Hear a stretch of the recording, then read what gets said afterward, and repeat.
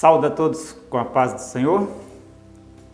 Graças a Deus, alegria mais uma vez estarmos aqui para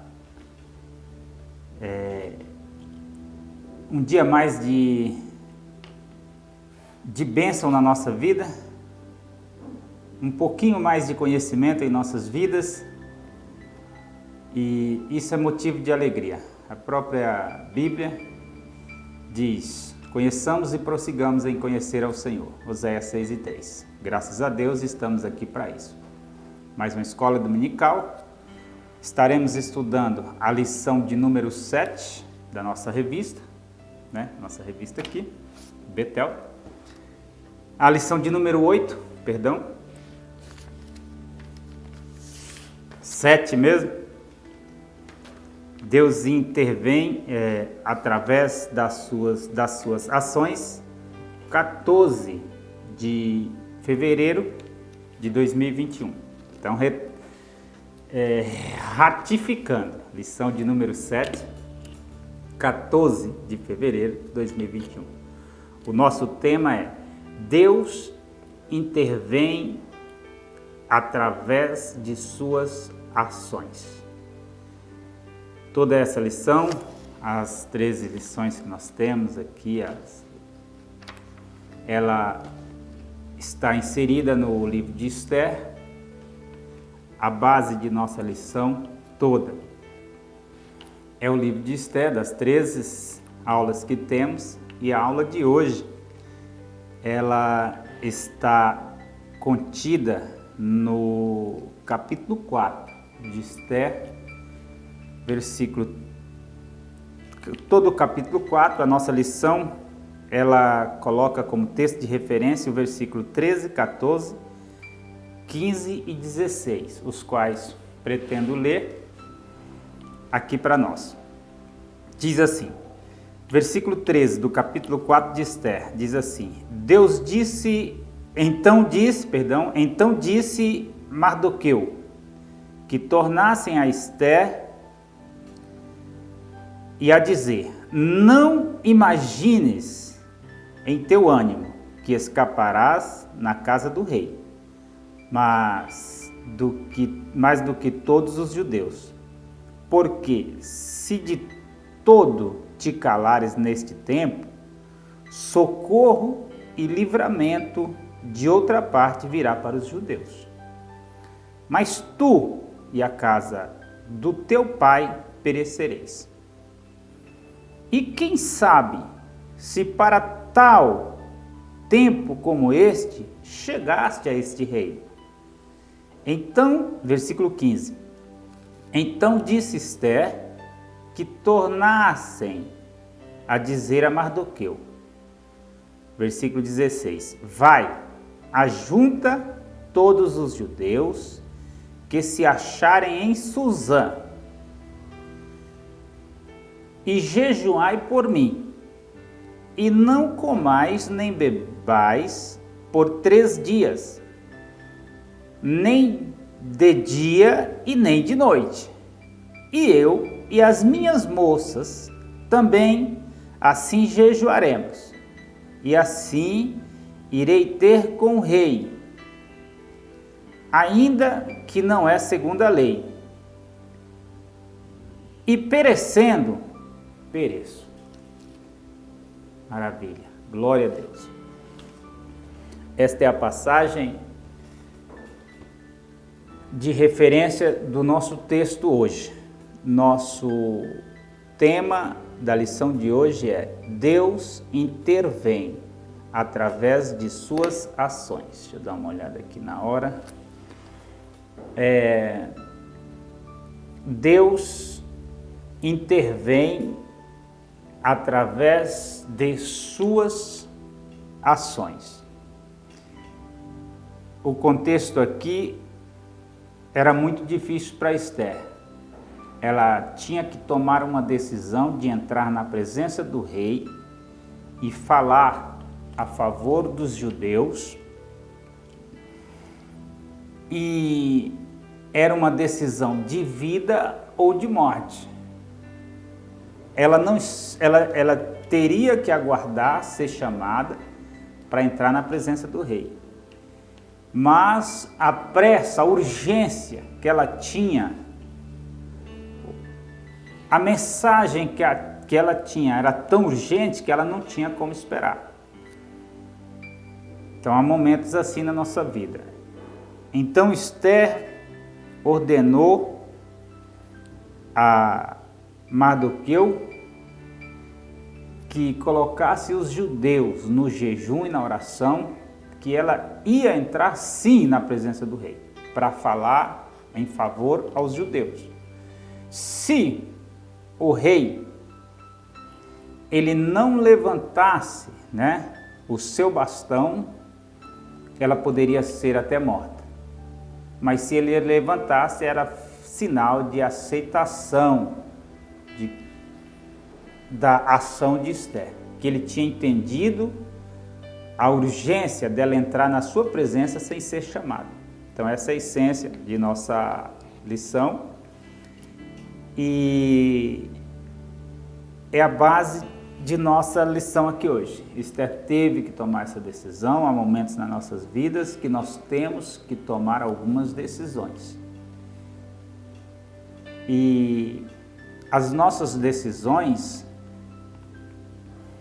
elas são elas são as causas ou a causa da nossa posição hoje. Por exemplo, a decisão que eu tomei no passado, a minha vida hoje, a minha posição hoje, ela é resultado de decisões que eu tomei no passado. Então, eu tomo a decisão de fazer isso, fazer aquilo, e é a causa de eu estar bem ou mal, servindo a Deus ou não servindo a Deus, bem socialmente ou mal socialmente, no futuro. Diz ainda que a decisão decide destinos. Então, se eu hoje tenho uma profissão, é porque no passado eu tomei a decisão de fazer um curso, Se eu hoje, às vezes, tenho um inimigo, é porque muitas vezes no passado eu tomei a decisão, às vezes até de fazer esse inimigo. Não estou falando de uma maneira geral, mas estou falando de uma decisão, às vezes uma resposta, uma ação minha, ou o contrário também. Muitos amigos que nós fazemos são decisões nossas de ser uma pessoa boa, de servir a Deus, de ter caráter, Isso é muito importante. Mas precisamos, antes de entrar no contexto dessa lição, da decisão, Nossa lição ela tem 3 tópicos, principais a ser debatido hoje, se houver tempo, lógico que é bem difícil, até porque eu quero dar uma introdução à nossa aula, nos posicionar dentro do livro de Esther. Então, eu estou mais preocupado hoje em nos posicionar, entender o livro de Esther, do que sair lá, concluir realmente a nossa lição. Então é assim, a nossa lição ela é dividida em 3 tópicos, cada tópico tem suas subdivisões. Então o primeiro tópico da nossa decisão é o ladrão da alegria, coisa gloriosa, Se nós deixarmos, haverá o ladrão da alegria na nossa vida, mas se nós não deixarmos, não haverá. Segundo tópico, o verdadeiro refúgio está em Deus. O verdadeiro em Deus, se nós estamos refugiados em Deus, não existe ladrão da alegria. Nós temos alegria, nós temos segurança, nós temos justiça, nós temos paz, porque a nossa vida está escondida com Cristo em Deus. E o nosso terceiro tópico fala da importância do jejum, que foi a decisão de Esther, Quando ela toma a decisão de entrar na presença do rei sem ser chamada, ela manda para Mardoqueu a mensagem e fala, fala para todo o povo judeu entrar em jejum e oração. Então ela creu em Deus, ela acreditou no livramento de Deus, ela teve fé, ela sabia, tanto que o último versículo que nós lemos aqui, ela diz assim, vai, ajunta todos os judeus que se acham em Suzã e jejuai por mim, e não comais nem bebais 3 dias, por 3 dias, nem de dia nem de noite. E as minhas moças também assim jejuaremos. E assim irei ter com o rei, ainda que não é segundo a lei. Então ela estava contradizendo a lei persa ali, de entrar na presença do rei sem ser chamado. Então ela diz, ainda que não é segundo a lei. E perecendo, pereço. Perecendo, pereço. Ou seja, orem por nós, orem por mim, que eu vou fazer isso pela nossa nação, pelo nosso povo, e Deus é quem vai me livrar. Mas se não livrar, aquela mesma resposta que os 3 moços deu para Nabucodonosor, lá no capítulo 3 de Daniel. O Senhor, eles disseram, o Senhor a quem nós servimos é quem pode nos livrar. Aí eles dizem lá no versículo 17, mas se ele não nos livrar, ó rei, fica sabendo que não adoraremos os teus deuses e nem nos prostraremos perante a tua estátua. Então é o que isso? Decisão, confiança em Deus. Quando nós conhecemos a Deus, nós confiamos em Deus. Bom, já se passa quase 10 minutos, nós temos 20 minutos, eu quero, em primeiro lugar, nos localizar o livro de Esther dentro da palavra da Bíblia, para entendermos esse contexto histórico, contexto teológico, geográfico, para entendermos um pouquinho essa mensagem. Primeira coisa que nós temos que entender é que a Bíblia, ela não se encontra montada na ordem cronológica. Os 66 livros que temos da Bíblia, os 66 livros que temos aqui, 39 no Antigo Testamento, 20 no Novo, eles estão montados na ordem de assunto e não na ordem cronológica. Na ordem de assunto, o livro de Esther, ele é o 17º livro da Bíblia. Nós pegamos lá Êxodo, Levítico, Número, Deuteronômio e vai até chegar lá. Então, ele é o 17º. A Bíblia é montada, recapitulando, a Bíblia é montada na ordem de assunto. São eles: Pentateuco, que é a lei, são 5 livros. Os históricos são mais 12 livros, né? O Pentateuco é de Gênesis a Deuteronômio. Os históricos de Josué a Esther, são 12 livros. Aí vem poético, que é de Jó a Cantares. E os proféticos, que são 17 livros. Então, são 5, 12, 5 e 17. Esses 17 livros últimos são os proféticos, que é dividido também em 5 profetas maiores, né? Que são Isaías, Jeremias, Ezequiel, Lamentação e Daniel. E depois os 12 é considerado 12 profetas menores. Maravilha. Então essa é a ordem de assunto da Bíblia. Então, a Bíblia é montada na ordem de assunto. Livros históricos, Pentateuco, 12 livros, livro Pentateuco, né? 5 livros, 12 livros históricos, 5 livros poéticos, 17 livros proféticos, que é dividido entre profetas maiores e profetas menores. 5 maiores e 12 menores. Tranquilo? Então isso é o modelo da Bíblia que nós temos. Ordem de assunto. Agora, se observarmos na ordem cronológica, para entendermos um pouco mais a palavra do Senhor e o contexto desse livro, o livro de Esther, ele não está lá na posição 17ª. Ele está lá no final, depois do cativeiro, porque o livro de Esther, ele é escrito depois do cativeiro. Ele é escrito depois do cativeiro. Nós temos alguns livros escritos depois do cativeiro, por exemplo, Esther, Esdras, Neemias, Ageu, né? Zacarias, Malaquias. Esses são livros depois que foram escritos depois da volta do cativeiro. Ou seja, são livros que estão lá no final.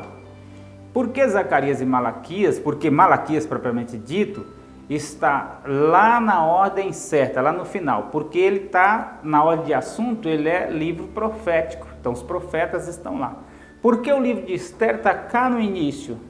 Porque na ordem de assunto ele é livro de Esther, ele é livro histórico.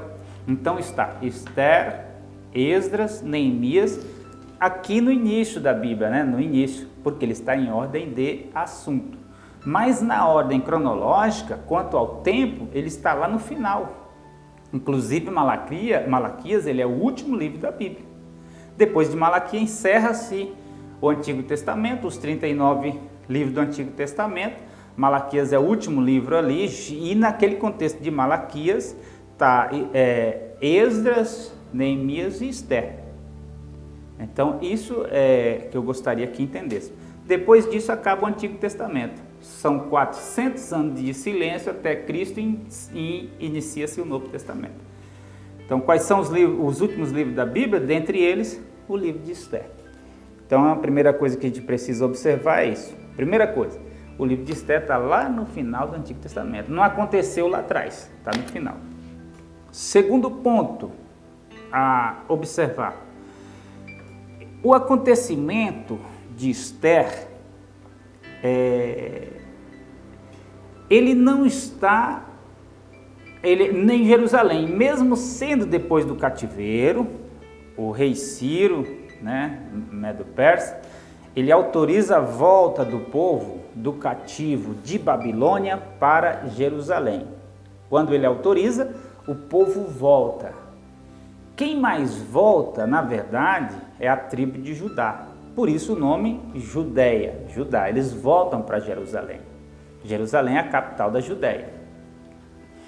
Eles voltam, porém, Esther está inserida naqueles judeus que não quiseram voltar ao cativo. Portanto, o contexto dos acontecimentos de Esther está lá em Suzã, fortaleza de Suzã, é a cidade residencial dos soberanos persas. Ou seja, está bem distante de Jerusalém. Na verdade, esse povo judeu aqui, desse acontecimento, está depois da cidade de Babilônia ainda, está no Império Medo-Persa, né? É o rei Assuero na época, mas está bem distante ainda além, mais a leste, mais ao oriente ali do que Babilônia. Então Jerusalém está aqui, está no contexto leste, bem mais distante até do que Babilônia. Então eles estão longe, eles estão na fortaleza de Suzã. O que eu quero dizer com isso é que nós, aonde nós estivermos, Deus está conosco. Esther, Mardoqueu não estava em Jerusalém, eles não voltaram ali naquele cativo, eles resolveram ficar por lá, mas ali Deus estava com ele. Aonde você estiver, Deus está contigo, Deus está com você. Você pode até querer distanciar de Deus, mas Ele nunca vai distanciar de você. Quando você se arrepender, quando você olhar, reconhecer em si, olhar para dentro de si e saber que você precisa de Deus e olhar arrependido para Deus, Deus vai estar sempre de braço aberto para você. Então estavam aqueles judeus muito distante da cidade de Deus, chamada de Jerusalém, do templo de Deus, do templo sagrado, da onde o povo adorava. Eles estavam lá em Suzã, mas Deus estava com eles lá. Então, a terceira coisa que eu queria que entendêssemos era isso. Primeira coisa, o livro não está na ordem cronológica, em ordem de assunto. Na ordem cronológica ele estaria lá no final do Antigo Testamento, dos 39 livros. Na ordem de assunto ele é o 17º livro. Segunda coisa, geograficamente, eles não estavam em Jerusalém, estava mais a tribo de Judá. Eles ficaram na fortaleza de Suzã, muito distante de Jerusalém, além de Babilônia. Se olhar no mapa geográfico, você vai ver que eles estão lá depois da Mesopotâmia ainda, está lá bem no leste, bem no oriente mesmo. Mas Deus estava com eles ali. A outra coisa que queremos também destacar aqui, nós temos alguns minutos ainda, poucos minutos, é que o nome de Deus não aparece no livro de Esther, mas em todo o livro de Esther é Deus agindo. O nome de Deus, ele não aparece em nenhum contexto, em nenhum momento no livro de Esther, mas todo o livro de Esther é Deus agindo. O que eu quero dizer com isso? É que não é porque você não está vendo Deus, é que Deus não existe, porque Deus, ele é real e ele nunca deixou de agir pelo seu povo, nunca deixou de agir pela humanidade. O livro de Esther é um dos livros, é um livro que não aparece o nome de Deus, mas não é por isso que Deus não está agindo, porque em todo momento do livro de Esther está falando da ação de Deus em favor do seu povo, representando que em qualquer momento da nossa vida, do mundo, em qualquer momento histórico do mundo, Deus nunca deixou de agir pelo seu povo. Deus nunca deixou de agir pela humanidade. Deus sempre cuidou da humanidade, Deus sempre cuidou do seu povo, em toda a história, ainda que muitos acreditam na inexistência de Deus, mas que fique bem claro que é muito mais difícil você provar a inexistência do que a existência de Deus. Por quê? Porque a própria natureza anuncia a glória de Deus e o firmamento, as obras das suas mãos. Então é muito mais difícil para você provar que Deus não existe, porque Ele é real. Em todo momento da vida, da história, Ele age a favor do seu povo, Ele age a favor da humanidade. Sendo dito isto, 15, já estamos com 20 minutos quase aproximadamente, eu vou fazer uma aula nossa em média 20, 25 minutos, agora um resumo rápido dos 3 tópicos aqui, e eu julguei isso mais importante nessa manhã de domingo, nós entendemos o contexto histórico de Esther, que Esther é um livro, apesar de ser o 17º livro da Bíblia, mas estamos falando da ordem de assunto, cronologicamente ele está lá no final do Antigo Testamento, ele está depois do cativeiro babilônico.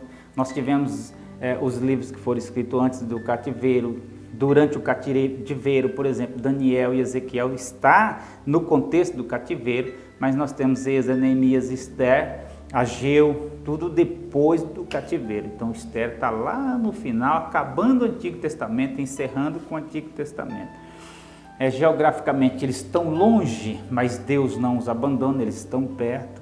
O nome de Deus não aparece, mas em todo momento Deus agindo, não existe, Deus agindo no livro de Esther, não existe um ponto do livro de Esther em que você vê a ausência da ação de Deus. Todo o livro de Esther é Deus agindo. E não é por ficarmos distante de Jerusalém, né? Deixa eu ler o primeiro tópico aqui para a gente ir mais rápido. Diz assim, o primeiro tópico vem falar do ladrão da alegria. Nós temos 3 tópicos, né?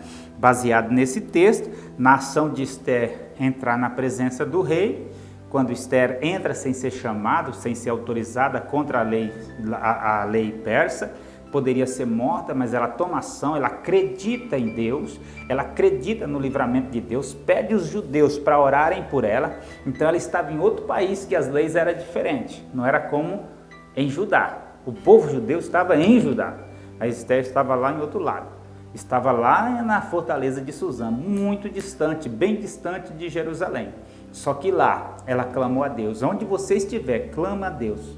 Clamas a mim, responder-te-ei e anunciar-te-ei coisas grandes e firmes que não sabe. O Senhor não determinou lugar, não determinou uma posição para você clamar a Ele, mas Ele diz, clamas a mim, responder-te-ei e anunciar-te-ei coisas grandes e firmes que não sabe. Então lá em Suzã, muito distante, ainda além de Babilônia onde ela estava mais longe de Jerusalém ainda, mas lá ela clamou, o povo clamou a Deus, dobraram os seus joelhos, jejuaram, oraram, clamaram a Deus. Esther entrou na presença do rei e foi agraciada, tomou a decisão e Deus deu a vitória para ela. Dentro desse contexto, o tópico da nossa lição é, primeiro tópico, ladrão de alegria. Segundo tópico, verdadeiro refúgio em Deus. E o terceiro tópico é a importância do jejum. Primeiro tópico, ladrão de alegria. Fisicamente, eles estavam distantes de Jerusalém, a cidade de Deus. Espiritualmente, se ficarmos longe de Cristo, alguém pode roubar a nossa alegria. Então, espiritualmente, estava distante fisicamente, mas estava perto espiritualmente. Por quê? Porque Deus estava no coração de Esther, no coração do povo. Então, o perigo não é estar distante geograficamente, é estar distante espiritualmente de Deus. Se Deus está contigo, se a nossa vida está escondida com Cristo em Deus, nós somos mais do que vencedores. Segundo tópico, deixa eu ver a nossa hora. Segundo tópico, o verdadeiro refúgio em Deus. Ou seja, Deus é nosso refúgio e fortaleza, socorro bem presente na angústia, naqueles momentos difíceis de Esther, de Mardoqueu, do povo judeu. Deus estava presente lá onde ele estava, onde você estiver, Deus está presente, Deus está olhando para você, cuidando de você, Deus está dentro de você, né? Deus está no seu povo, na sua igreja. O terceiro tópico é a importância do jejum, a importância da congregação. Vai falar sobre o jejum no Antigo, no Novo Testamento e nas palavras de Jesus. Então, representa no Novo Testamento a consagração, o buscar a Deus, a oração, para no momento das dificuldades estarmos preparados, aguardando as bênçãos do Senhor. Tem até um exemplo em Marcos 9, quando Jesus se ausenta e quando ele volta, os discípulos tentando expulsar um demônio e não conseguia. E Jesus chegando, ele falou, essa casta, essa qualidade de demônio, ela não sai com coisa alguma a não ser com oração e jejum. Ou seja, busque a Deus antes, se prepara antes, não é na hora da dificuldade que você vai se preparar. Tem uma vida reta diante de Deus, tem uma vida abençoada diante de Deus, que Deus é contigo. Amém? Deus abençoe, a gente agradece bastante a vossa atenção e continue abençoando cada dia.